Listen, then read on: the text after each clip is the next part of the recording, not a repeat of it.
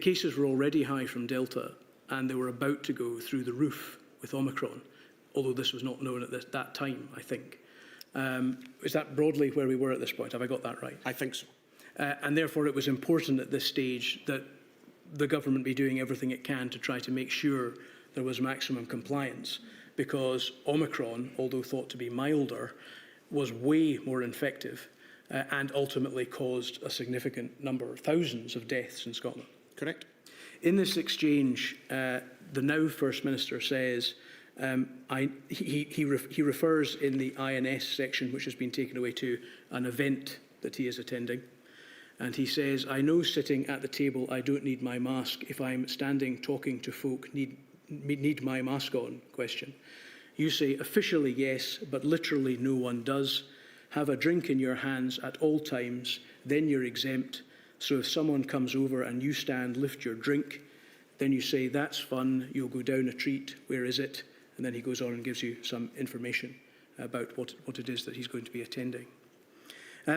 Why did Mr Yousaf, then the Cabinet Secretary for Health and Social Care, do you understand, feel the need to clarify the rules with you about face masks?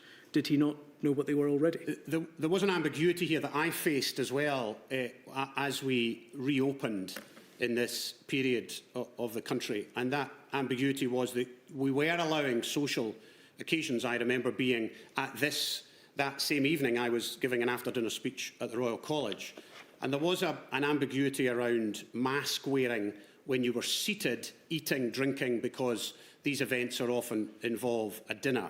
And there was some difficulty with the interpretation of mask wearing inside those rooms when you were eating, drinking or moving around. And the reality of life is that it happened to me, and it became quite an incident on social media, that I was approached at a dinner and somebody came over, asked for a picture, I stood up, took the picture, I didn't have a mask on. So strictly speaking, that was breaking the rules, but it was during a dinner and during an occasion with a social occasion, and therefore I thought it was legitimate. And he is asking precisely that scenario. You used the phrase there, strictly speaking. In light of the background that we've just gone through, was it not important to speak and act strictly at this time? Yes, it was, and I endeavoured to do that throughout. But there were occasions, particularly when the country was opening up again, where there was, of course, nuance around the guidance and the rules. And this, I think, was one of those occasions when you were at a dinner, eating and drinking, and somebody approached you. If the Cabinet Secretary for Health and Social Care didn't understand the rules, what chance did anybody else have? As I've said, I think this was a tricky area that I found tricky as well. I understood the rules and I understood what we were trying to do, but the reality of life and the environment in which we were trying to do these things perhaps suggests this guidance was nuanced rather than entirely right.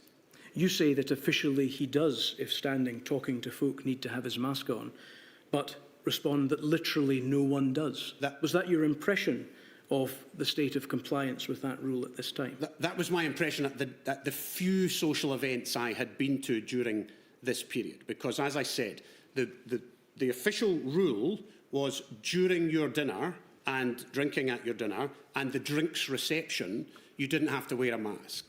When you were having your dinner, if, for instance, you went to the bathroom, you had to put a mask on.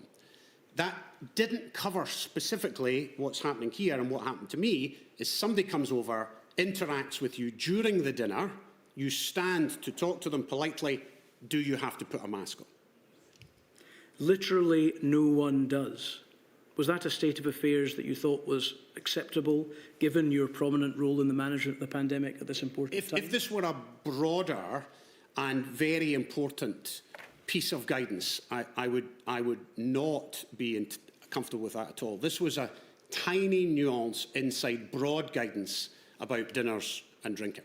Do you then go on to give the Cabinet Secretary for Health and Social Care a workaround to try and enable him to attend the function, not wear a mask, and get out of complying with the rules? No, that follows the rules. So if he has a drink and it's a drinks reception type environment, that follows rules. I gave him advice to show him how to comply with the rules. You told him to have a drink in his hands at all times, whether he was drinking it or not. I told him to have a drink in his hands. He wouldn't be drinking it the whole time, but having a drink in your hands meant you didn't have to wear a mask. This is a workaround so that he didn't have to wear his mask at the dinner, which is what he was trying to achieve, isn't it? You were allowed not to wear your mask at the dinner because you were eating and drinking. The nuance here is somebody approaches you because you're the Cabinet Secretary for Health or the National Clinical Director, talks to you at the table, and you stand to speak to them.